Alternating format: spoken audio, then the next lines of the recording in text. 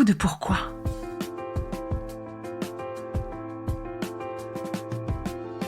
Écoutez bien, ici, les spécialistes de la résilience, les survivants du cancer, vous raconter leur traversée, leurs chocs, leurs peurs, leurs espoirs et leurs choix face à cette maladie qui les transformera à tout jamais.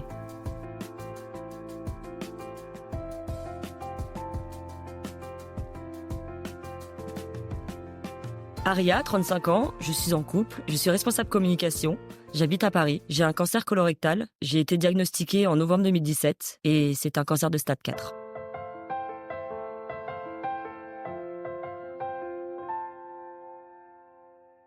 Bonjour Aria. Bonjour. Merci beaucoup d'être venue me rejoindre au micro d'À coup de pourquoi aujourd'hui. Ça fait longtemps que je te suis. En fait, depuis le début, parce qu'on vient de s'apercevoir qu'on a la même date de diagnostic et c'est très perturbant presque. Je suis ton compte pour le bien et la lumière que tu envoies. Tu es également partie prenante de la communauté cancer avec un cas. Depuis peu, tu en as fait même ton activité. Donc, j'ai vraiment envie d'écouter ton histoire. Je pense qu'elle aidera un maximum de gens. Ton histoire et la façon très particulière que tu as, toi, de traverser la maladie. Donc, la première question, Aria, c'est comment ça va ? Je vais super bien, j'ai fêté mes 35 ans la semaine dernière. Grosse fiesta et c'était génial. Donc, grosse énergie, tout plein de soleil dans le cœur et donc je vais très bien. Est-ce que tu peux nous expliquer comment cette maladie, fin 2017, est entrée dans ta vie ? Alors, ça a commencé en septembre. J'étais dans l'événementiel, en train de faire un montage de salon de l'automobile à Francfort et j'ai eu des douleurs, de ventre. Mon ventre est devenu tout dur d'un coup et c'est comme si, en fait, j'avais, des diarrhées qui ne se déclaraient pas.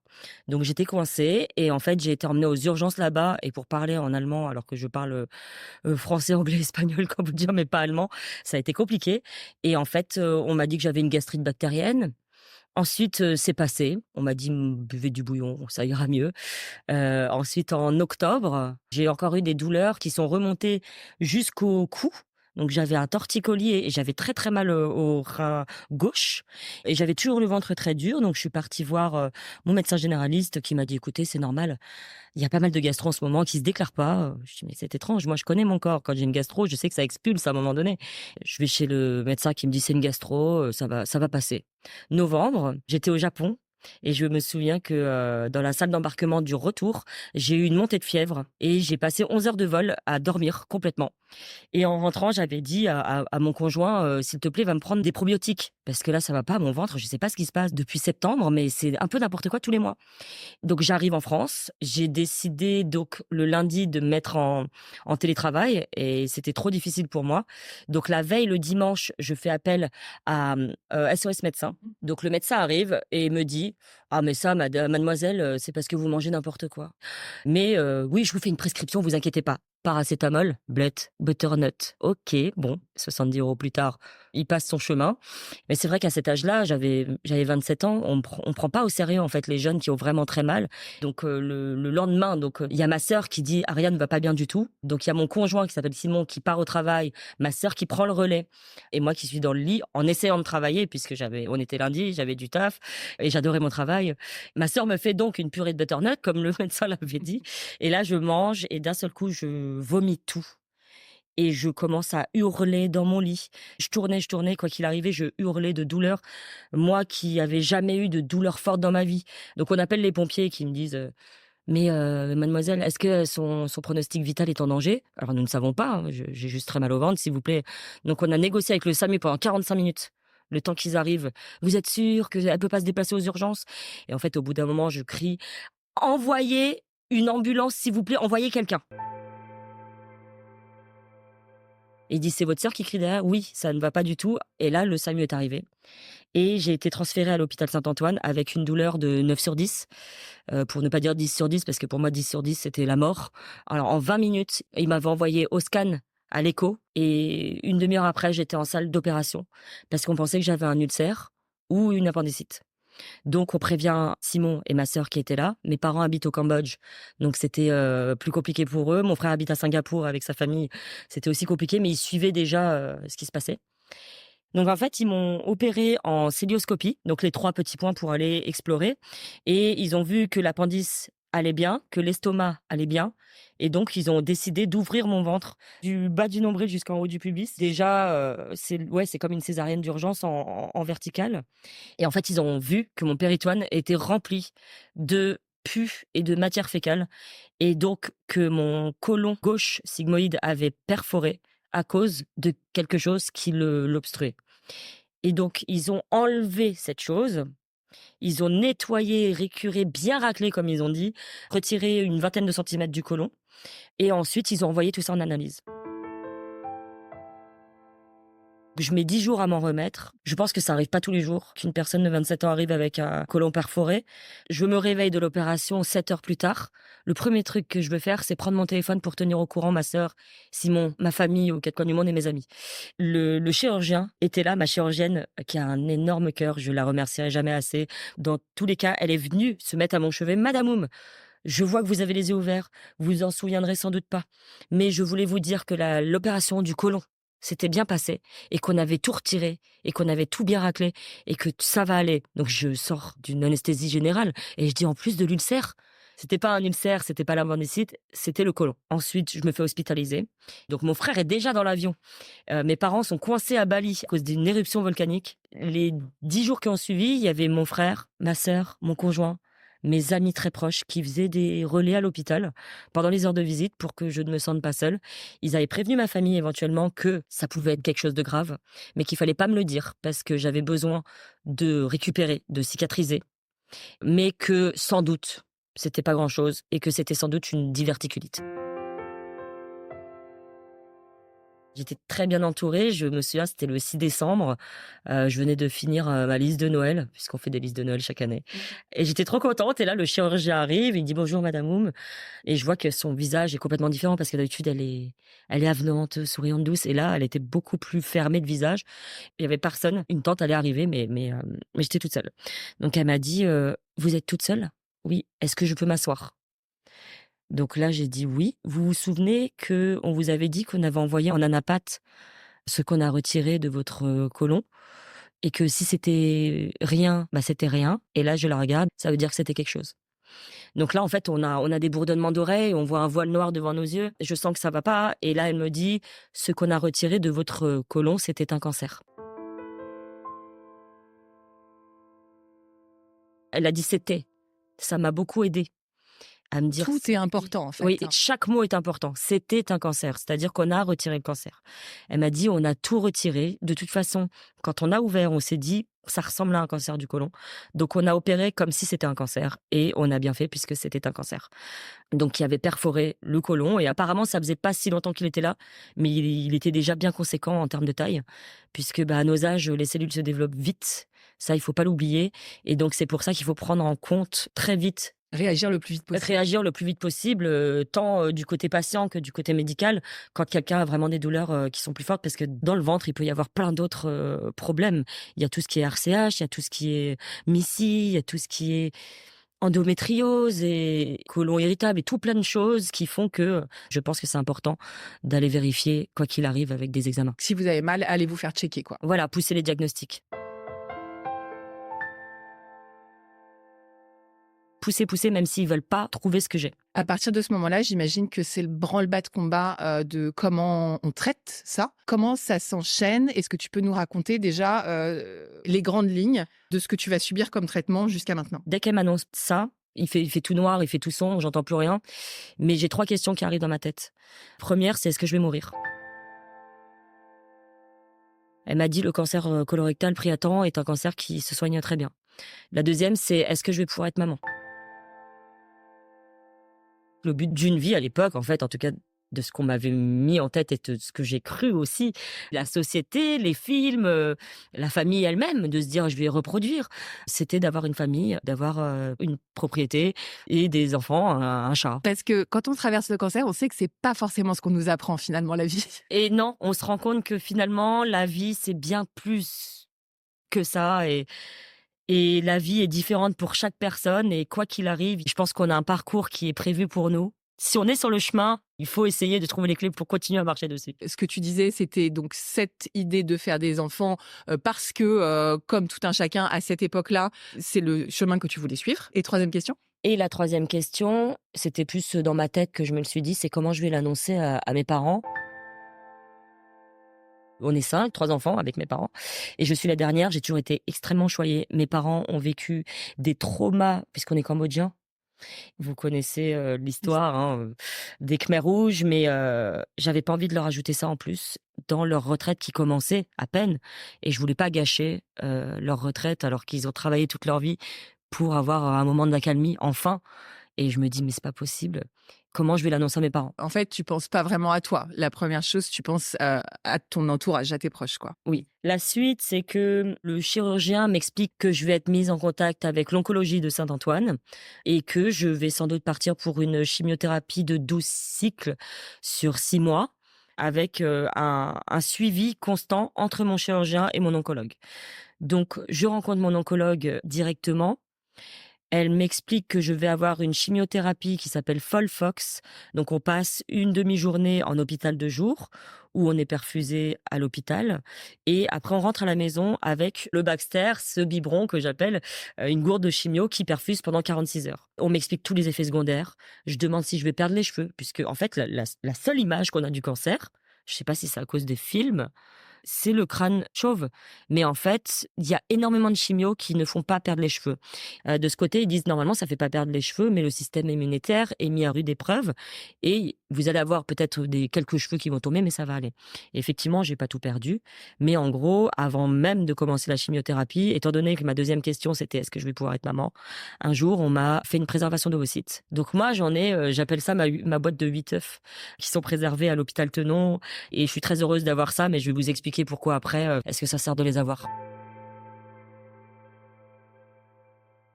Tous les 15 jours pendant 6 mois. La chimiothérapie est très difficile pour moi, je suis très sensible. J'ai beaucoup, beaucoup de nausées. J'ai l'impression d'être dans une barque au milieu d'un océan enragé. En lendemain de cuite, ça fait beaucoup. Pendant une semaine, après la perfusion. Et ça pendant 6 mois, plus donc ouais, tous les effets, j'imagine, de la chimio. Les neuropathies, en fait, on sent plus nos doigts. On peut plus toucher du froid, j'arrivais plus à fermer des boutons, on fait tomber des verres. La toxicité du deuxième produit qui est dans le biberon, qui vient noircir la peau. Les 6 mois de chimiothérapie se sont changés en 8, finalement. J'ai été victime d'aplasie, hein, avec la chimiothérapie. Et on a dû sauter des chimiothérapies pour mon bien, pour que je puisse continuer. Ce qui m'emmène à juillet 2018. Et c'était pendant la Coupe du Monde que j'ai appris que c'était la fin. Et je me souviens que c'était une des meilleures semaines de ma vie. Donc septembre 2018, je reprends le travail. Mes chefs de l'époque, géniaux. Prends ton temps, Aria, si tu veux, prends ton temps. Fais autant de télétravail que tu veux. De toute façon, c'est vu avec les RH. Vraiment, prends soin de toi. On veut pas que tu te fatigues. Et moi, j'étais là, non, non, c'est bon, je reprends à 100%. J'ai repris à 100% en plein milieu du salon de l'automobile, puisque j'étais dans l'automobile. Et c'était super. Juste avant de savoir que j'étais malade, je venais d'atteindre un level professionnel que je voulais atteindre vers 35-40 ans. J'avais 27 ans et en fait, c'est ma chef de l'époque, ma bonne fée, ma belle étoile, qui m'a offert d'ailleurs ce collier que j'ai autour du cou. Il y a écrit Forever avec une étoile là à mon anniversaire. Donc merci. Et j'avais peur de perdre cette carrière que je chérissais puisque j'adorais mon métier. J'ai eu des belles personnes sur le chemin et j'ai repris à 100% et ça s'est très bien passé pendant 2 ans et demi. Vie normale. T'as des petits contrôles, Tous les 3 mois. ça se passe bien. Ça se passe très bien. Donc, entre juillet 2018 et avril 2020, donc c'est un examen comme les autres. D'habitude, il y a toujours quelqu'un qui vient avec moi pour me rassurer, mais en fait, finalement, on s'est rendu compte que ça se passait bien. 2 ans et demi après, j'arrive, je vais au scan, comme d'habitude, en sifflotant, et en sortant, on vérifie toujours si j'ai pas une allergie, parce que je suis allergique à tout.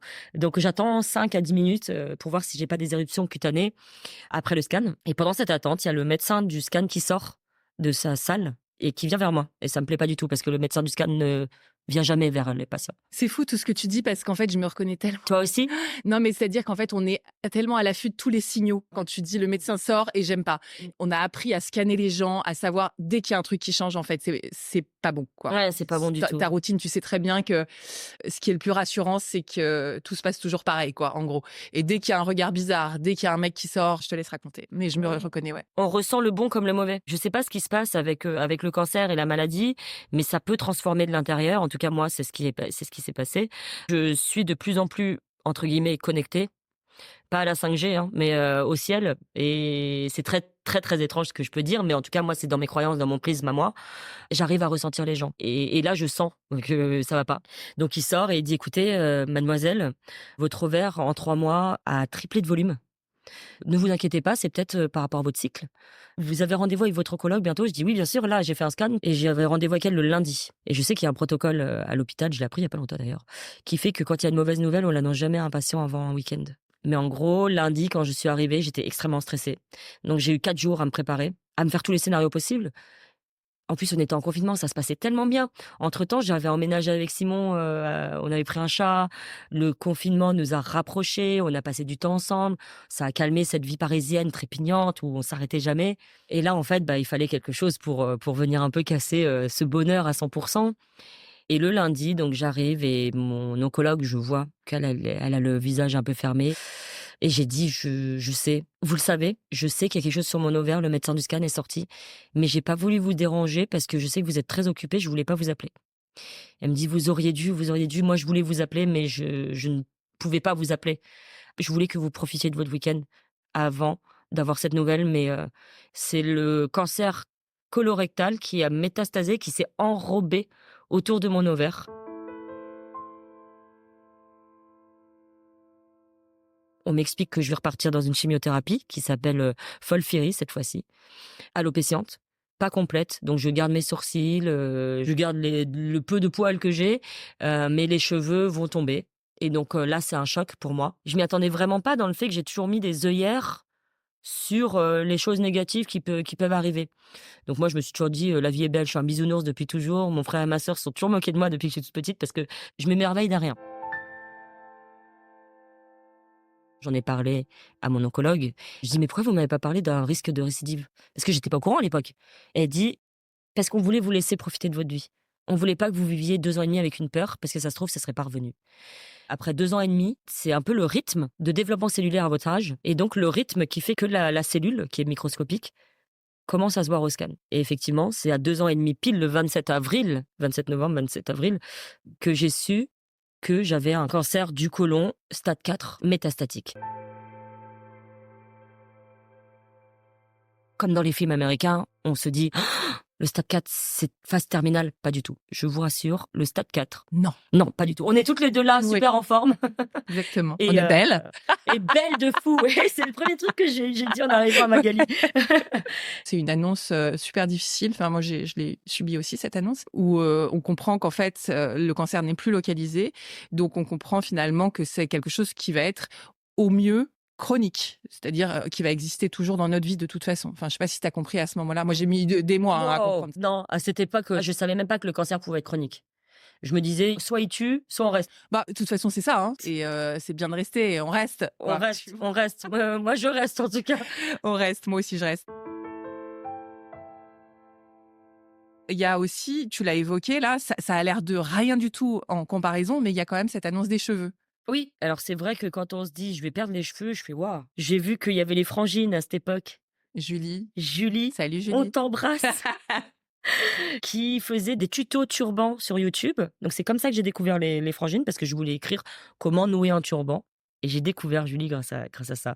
C'est elle qui m'a dit: «C'est bon, t'inquiète pas, tu peux perdre les cheveux, tu seras belle quand même». J'avais des petits carrés, parce que mon père travaillait, chez Cartier à l'époque et avait offert des carrés Cartier à ma mère et j'en avais plein à la maison qu'elle m'avait laissé. Parce qu'au Cambodge, il fait chaud pour porter des foulards et j'ai commencé à faire des nouages et cetera. Échec, gros échec au début, hein, mais C'est j'ai pas commencé, facile, hein? c'est hyper dur. Ouais. J'aurais dû les raser avant, mais je voulais les garder tant que j'en avais. Jusqu'à ce que mon chéri me dise: «Ma chérie, je suis vraiment désolée de te dire ça». J'avais fait une coupe courte. «Je pense qu'il faut raser ta tête parce que tu ressembles à une sucette tombée sur le tapis». Donc en fait, Qu'est-ce que c'est que cette image? c'est rigolo. Imaginez juste une sucette qui a été léchée, qui est tombée sur un tapis avec plein de poussière. Ah zut. Mes cheveux, c'était ça, Gollum, sinon, ou alors. Il me dit: «Ce sera mieux la tête rasée, je pense que tu auras moins mal aussi». Parce que j'avais très, très mal au cuir chevelu, ça fait très, très mal de perdre les cheveux. En plus de ça, j'avais une thérapie ciblée qui me faisait des plaques au cuir chevelu, des croûtes, ça me faisait mal, donc voilà, on a attendu que ça se calme un peu et mon chéri m'a rasé la tête, le lendemain où j'ai su que j'allais pas pouvoir préserver, mon 2e ovaire et mon utérus. Donc je commence la chimiothérapie. À peine la première semaine, j'ai très, très mal au ventre et je retourne aux urgences. Il y a mon oncologue qui passe, très tard, hein, pourtant, il était tard. «On va devoir, malheureusement vous retirer l'ovaire qui est malade, mais ne vous inquiétez pas, vous avez le deuxième et ça va aller». «D'accord, bon, ben, on y va, hein, de toute façon j'ai tellement mal, enlevez-moi ça». Donc je me souviens en fait qu'arrivé sur la table d'opération, opération en urgence, je ne voulais plus ressentir cette douleur atroce. J'ai tiré sur le masque, j'ai compté 10, 9 ou un, 2 et pouf, je me suis endormie et j'avais eu une, péridurale et la péridurale, c'était la vie pour moi. En tout cas, ça m'a vraiment, vraiment beaucoup, beaucoup, aidée dans ce post-opératoire. Je me réveille, j'ai plus de douleur, je suis sous morphine, on m'a réouvert la cicatrice, on m'a retiré l'ovaire. J'ai continué la chimiothérapie, j'ai eu encore, toutes ces rééducations. Je mets au moins 10 jours à me lever vraiment. Quand on se lève plus vite, on se remet plus vite et moi, j'avais pas compris ça à l'époque. La cicatrisation met plusieurs, mois, plusieurs années, mais finalement, voilà, la cicatrice sur le ventre, moi, je l'avais depuis 2017. Ça m'a toujours pas vraiment dérangée, même si le ventre était la plus belle partie de mon corps et je me suis dit: «Bah, de toute façon, elle est là, c'est le signe de mon combat. C'est elle qui m'a sauvé la vie, donc je l'aime cette cicatrice et tant pis. Si les gens ne l'aiment pas, moi, je m'en fiche, je l'aime». Mon oncologue m'a dit: «Écoutez madame Môme, malheureusement, on veut pas qu'il y ait d'autres foyers de récidive. Pour vous, c'est votre choix. Je vous laisse réfléchir, mais le mieux, c'est de retirer votre utérus parce qu'en fait, il est collé au rectum et j'ai fait en sorte qu'on essaye de sauver mon dernier ovaire pour pouvoir, en fait, continuer à me prélever des oocytes. Malheureusement, cet ovaire, on n'a pas pu le sauver non plus parce qu'il aurait pu continuer à créer, même si au milieu de nulle part, il aurait été là, en méditation, en lévitation. Je me suis dit ça et on aurait pu le sauver, mais en fait, on l'a retiré en septembre 2020 avec mon utérus, C'est les 2. ça, en même temps. Voilà, 3e laparotomie. Ça signe une autre étape quand même. Plus d'ovaire, plus d'utérus. Exactement. J'en suis au deuil de la maternité, puisqu'en fait, je sais que je ne serai jamais maman et ça, c'était un rêve de petite fille. Donc en fait, ce deuil, ça a été la chose la plus compliquée à vivre dans cette maladie. C'était ma plus grosse peur dans cette maladie. Et mon conjoint, à cette époque, m'a beaucoup rassurée, même si on n'avait jamais parlé enfant, puisque ça faisait 2 ans qu'on était ensemble quand je suis tombée dans la maladie. Ouh là, j'ai failli faire, quand je suis tombée enceinte, non, bref. Et on m'avait proposé de retirer mon PAC aussi à cette époque et moi j'ai dit: «Non, mon PAC je le garde parce que je reste prévoyante» et je me dis: «Si ça revient, au moins j'aurai une opération en moins» et effectivement, j'ai bien fait de le garder ce PAC parce que c'est toujours le même depuis 2017. Tu l'as jamais enlevé ton pack. Je l'ai jamais enlevé. En anglais, il y a un mot qui définit mieux, c'est excruciating. Ça vient nous briser de l'intérieur. Ça vient, c'est la plus grosse peur de notre vie qui arrive, parce que moi, j'ai pas peur de la mort. Donc, ma plus grosse peur, c'était de pas pouvoir avoir d'enfant. Et finalement, mon conjoint m'a dit: «Mais il y a d'autres solutions et puis j'ai des ovocytes». J'ai dit: «Oui, mais j'ai des ovocytes, mais j'ai plus d'utérus». Et donc j'en ai parlé à mon oncologue avant d'enlever mon utérus. J'ai essayé de partir, en Espagne. J'ai essayé de partir en Ukraine pour, pouvoir me faire des prélèvements d'ovocytes ailleurs, dans d'autres pays où la GPA était possible. Malheureusement, il fallait faire un stop de 6 mois dans la chimiothérapie et mettre, un stop de 6 mois dans ma chimiothérapie, ce serait mettre ma vie en danger. Donc je n'ai pas pu partir. Donc j'ai juste mes 8 ovocytes sans utérus et en France, ça sert à rien. Je n'ai pas le droit de déplacer mes ovocytes dans un pays où la GPA Ah, est c'est ça, c'est parce que tu peux pas partir avec tes ovocytes. exactement. Bah, je voulais déjà multiplier le fait de pouvoir en avoir un peu partout, mais quand j'ai su que, en fait, finalement, mes ovocytes qui sont à Thonon, ils ont pas le droit de bouger. Ah, du coup, avec mes amis, on a dit qu'on allait organiser un casse avec une petite glacière. Avec des bandeaux, des lampes torches et tout à l'hôpital. En disant: «C'est à moi! J'ai le droit de partir avec!» Non, j'ai pas le droit malheureusement et comme moi les règles, c'est les règles, je ne le ferai pas. Donc je me réveille de cette opération, j'arrêtais pas de faire des cauchemars que en fait, on avait pris un chat, que mon chat perdait ses viscères et que j'arrêtais pas de devoir rentrer ses viscères dans son ventre. C'est affreux. Des cauchemars toutes les nuits, en hospitalisation, toutes les nuits, toujours les mêmes cauchemars.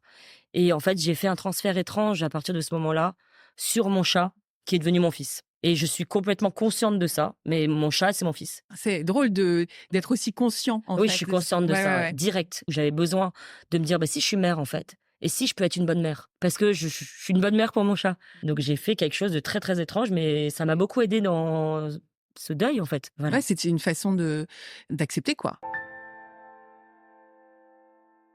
Et je me suis réveillée de cette opération avec une iléostomie, donc qui est une poche au niveau droit de l'intestin, à droite du nombril, qui permet de récolter mes selles à la place, de mon rectum. Comme j'avais eu une opération de l'utérus, on a aussi enlevé à nouveau un endroit du côlon pour que la cicatrice tienne, vu que j'ai déjà eu 2 fois une coupure au niveau du côlon. Il fallait que j'ai, les selles qui partent par un autre endroit et laisser reposer le côlon pendant, quelques mois. Comme on m'a dit que c'était temporaire, j'ai vraiment du mal à m'y faire. Ma mère étant infirmière, elle sait changer les poches, Donc elle s'occupe de toi. elle s'occupe de moi, donc on est ensemble et on est content. Moi, j'ai toujours été contente quand même. Malgré tout ce que je vis, j'ai toujours été contente. Donc ça, c'était la chimiothérapie de 2020 encore, hein. Donc j'ai une thérapie ciblée en plus qui fait que ça attaque les cellules à renouvellement rapide, donc la peau.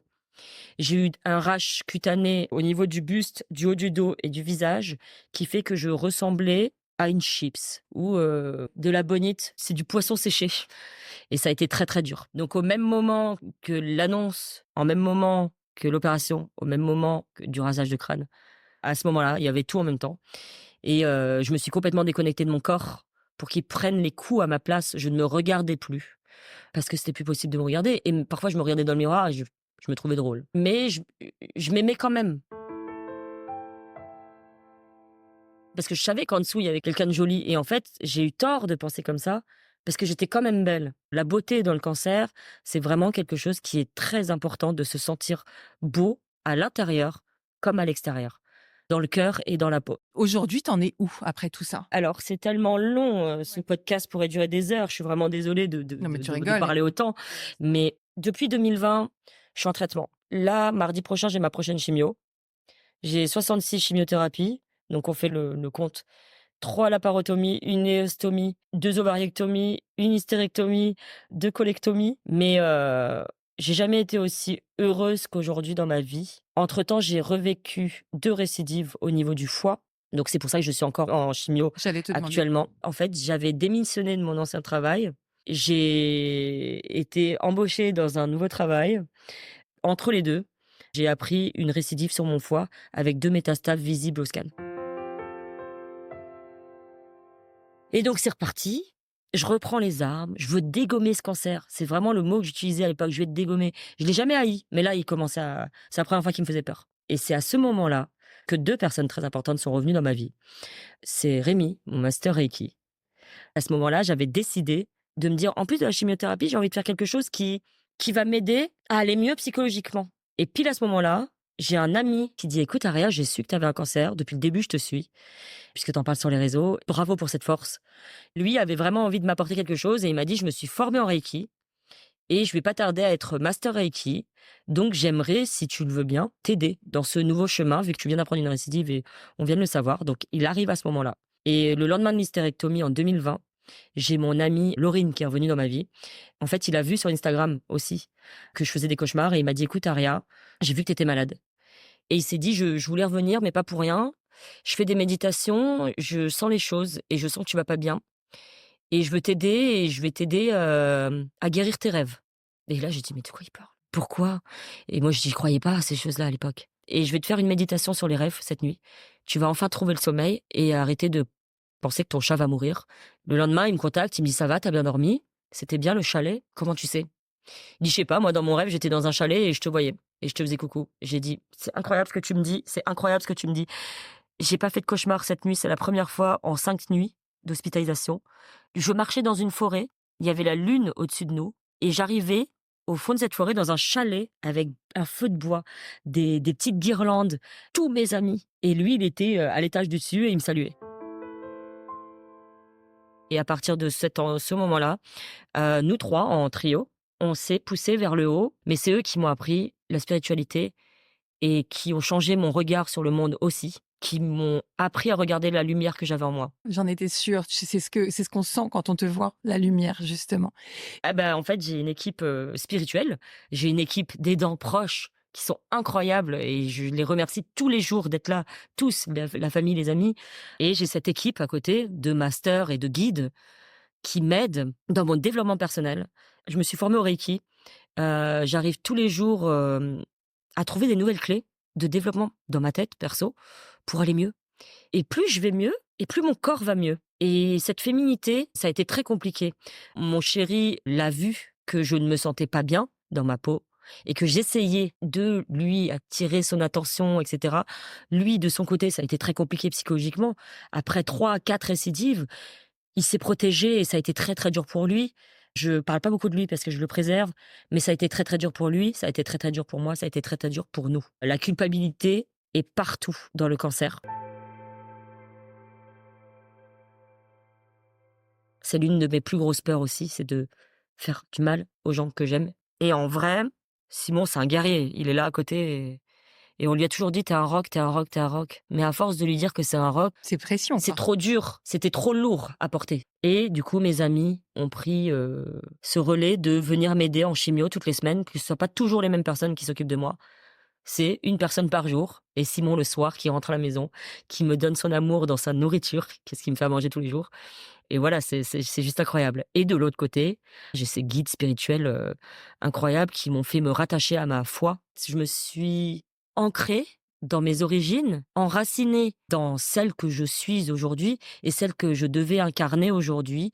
Et je pense clairement que même si environnementalement, effectivement, ça a pu jouer sur mon cancer puisque ce n'est pas génétique, on a fait des recherches et cetera. Je suis persuadée que ce cancer vient de choses que j'ai vécues puisque je suis croyante, donc je crois à leur incarnation, des choses que j'ai vécues dans d'autres vies ou des choses qui se sont passées, des blessures qui sont passées de génération en génération. Donc maintenant, je crois très fort à ces choses-là dans mon propre prisme. Je dis pas que c'est une croyance universelle. J'essaye de ne pas avoir de croyances limitantes. Pour moi, toutes les religions sont de très, très belles forces de foi, de lumière, de vie, d'amour. On trouve quelque chose Dans la spiritualité. dans la spiritualité, dans la foi. Alors, j'ai des petites questions pour toi, des questions qui, moi, me taraudent et j'ai vraiment envie d'avoir ton idée dessus. Tu vois, ce qui est important pour moi dans la traversée de la maladie, c'est qu'est-ce qu'on fait de la peur? Est-ce que toi, Aria, t'as peur? T'as peur de quoi, Aria? C'est incroyable que tu parles de ça parce que en fait, j'ai une liste des choses sur lesquelles j'ai travaillé. Il doit y avoir 50 points, 60 peut-être. Là-dedans, il y a beaucoup de peur. Et en fait, au bout d'un moment, je crois que l'un des derniers que j'ai mis, c'était il y a 6 mois, je crois. J'ai écrit ne plus utiliser le mot peur. C'est-à-dire que le fait d'avoir peur, le négatif attire le négatif, le positif attire le positif. Après, je dis pas que parce qu'on est positif qu'il va rien nous arriver, certes. Mais je l'ai remarqué par mes propres yeux que depuis que je pense que lumière et je pense que oui, positif, etc., il m'arrive que des belles choses et tout s'aligne dans ma vie. J'ai décidé de retirer le mot peur de mon vocabulaire. Les seules fois où je l'utilise, c'est dans justement ce développement perso, en disant je travaille mes peurs pour qu'elles n'existent plus. Donc mes peurs aujourd'hui, c'est de faire du mal à mes proches. La culpabilité autour de ça, c'est très, très difficile. Après, j'ai d'autres peurs. J'ai toujours pas peur de la mort. Si elle arrive, elle arrive. Si elle arrive pas, bah, c'est génial. Mais mes peurs, elles sont irrationnelles. J'ai peur de la profondeur quand je vois pas le fond. J'ai peur des limaces. J'ai peur des asticots. Et en fait, petit à petit, j'avais peur de me faire des piqûres en moi-même. C'est des petites peurs que je travaille et j'en parle sur Instagram justement à chaque fois que je vis une nouvelle quelque chose de nouveau et je dis allez Aria, tu vas y arriver, tu affrontes cette peur comme ça elle n'existe plus. Tu dépasses. Je dépasse cette peur, comme ça, je n'utilise plus le mot peur dans ma vie. Je dis jamais ah j'ai peur d'être en retard parce que le fait d'avoir peur d'être en retard, ça envoie un message à l'univers qui te dit bah finalement tu vas être en retard parce que tu as eu peur d'être en retard. Si tu ne poses pas de questions, si tu fais le vide, il y a moyen que tout s'aligne et que en fait les choses devant toi se poussent. Ouais, je crois au karma et je passe vraiment au destin qui dit bah écoute si t'es bien aligné, ça va bien se passer. Et alors, la question du podcast, Aria, le pourquoi en 2 mots. Est-ce que tu as la sensation que la traversée de cette maladie t'a transformée? Est-ce qu'il y a un sens à trouver à ça? Ah bah, c'est même pas une sensation que je ressens d'être transformée, c'est que je suis métamorphosée. J'ai compris qui j'étais, même si je me transforme, chaque nouveau jour est une nouvelle personne puisque je trouve des clés sur mon chemin. Mais en fait, aujourd'hui, depuis que la lumière de mon cœur est mon phare pour avancer, j'ai plus à marcher dans le noir. Et je sais que j'ai toujours toutes mes autres personnes avec moi, qui sont tous derrière, mes amis, ma famille, mes ancêtres, mes guides, et ils sont tous derrière avec la lumière de leur cœur aussi. Et la lumière est juste incroyable. Et je pense que c'est ça qui fait pousser les démons. Et aujourd'hui, oui, je suis complètement transformée, métamorphosée carrément, parce que j'ai remis du sens dans ma vie, puisque j'adore ce métier de responsable communication et j'avais envie de mettre du sens dans mon métier. Et j'ai décidé donc fin de l'année dernière, donc c'est-à-dire on revient en octobre 2023. Je me suis mise en activité de freelance qui s'appelle Ariaoum Communications, simplement, où en fait je souhaite donner tous les conseils corporate, communication, brand, donc la marque, les stratégies de marque, les messages de marque, les messages produits, pour les marques, les associations, les entreprises, les startups qui ont pour cœur de mission la recherche contre le cancer et le bien-être patient. C'est ce que je fais depuis 2020 sur les réseaux. Il y a beaucoup de marques comme La Roche-Posay, même cosmétiques, Résilience, qui m'accompagnent. Et aujourd'hui, j'ai envie de les aider à mon tour à continuer de faire passer ce message qui est très important, d'aller se faire sensibiliser. Là, on est en mars, c'est Mars bleu. Et il y avait pas grand-chose sur le cancer colorectal sur Instagram, en tout cas en France, quand je suis arrivée en 2017. Et aujourd'hui, je me suis autoproclamée ambassadrice du cancer colorectal parce que je voulais devenir cette voix qui n'existait pas. Donc on pourrait dire, pour transmettre et aussi, un peu, pour la lumière, non? Oui, pour la lumière, ouais. Aujourd'hui, j'ai décidé que j'étais une guerrière de lumière. J'ai décidé de pas me battre contre le cancer. J'ai décidé de l'aimer, ce cancer, pour lui apporter de la lumière pour qu'il puisse se libérer.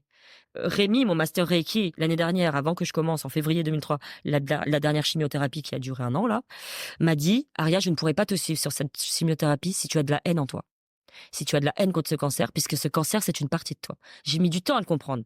Tu peux pas être en colère contre quelque chose qui t'appartient. Ce n'est pas extérieur. Le cancer vient de toi. C'est une cellule qui t'appartient. Tu l'as pas avalé et il n'est pas arrivé dans ton corps. Ça a fait bing. Ça a lumière ampoule. C'est que si j'aime ce cancer, je lui envoie de la lumière pour qu'il puisse se libérer et qu'il n'existe plus. Et me libérer. Voilà, c'est ça le but de ma vie aujourd'hui. Aria, merci beaucoup d'être venue, nous transmettre justement ta lumière. C'est exactement ce que je ressens. Merci pour cet épisode, éclairant. Merci Merci Magali. et bonne route. Et merci. Et je voulais juste rajouter que le pouvoir de la communauté, bah là, on s'est connus comme ça, hein, c'est tellement important. On se tient la main virtuellement. Restez pas seuls. L'isolement dans le cancer est très difficile. Nous sommes là pour vous écouter. Moi, en tout cas, je suis là pour vous répondre. Donc, n'hésitez pas à venir me parler sur Instagram, sur mon compte qui s'appelle Yayoum. Si cet épisode vous a plu, vous pouvez vraiment nous aider à le rendre plus visible en lui donnant 5 étoiles sur Apple Podcast et en rédigeant votre commentaire. Merci.